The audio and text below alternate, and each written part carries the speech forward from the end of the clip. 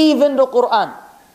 Even buying one of these tiny, tiny little masahif, which require a microscope for you to be able to read the verses, if the verses in there are real, right? And supposedly this is mini Qur'an. And so they put it in a little cloth, hang it with a paper, a clip or whatever, a safety pin, and they hang it in the child's shirt. Go out in the wilderness, my son.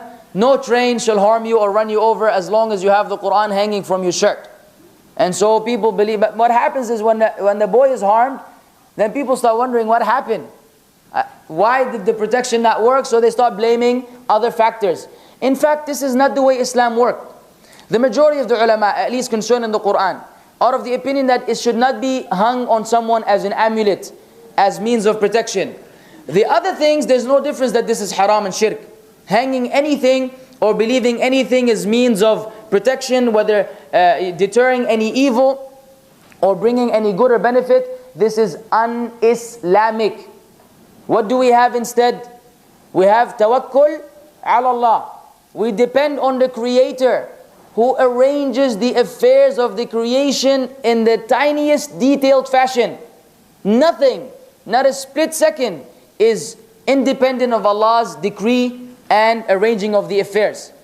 So then, why do we get stuck on created beings or other elements when the Creator has already provided us with means to seek protection and attain good?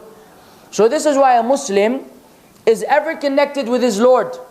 This is why a Muslim at the time of need and difficulty, who does he turn to? Allah subhanahu wa ta'ala. At the time of ease and prosperity, who do we turn to and thank? Allah subhanahu wa ta'ala. So the believer is always in a connection with his Lord. So we don't get stuck on these created beings. This is from the tricks of the shaitan. So he will make our tawheed deficient. He will weaken our faith in Allah. So we become afraid of jinn, and we become afraid of shayateen, and we become afraid of spirits and ghosts and everything in the creation. And we're not afraid of the Creator.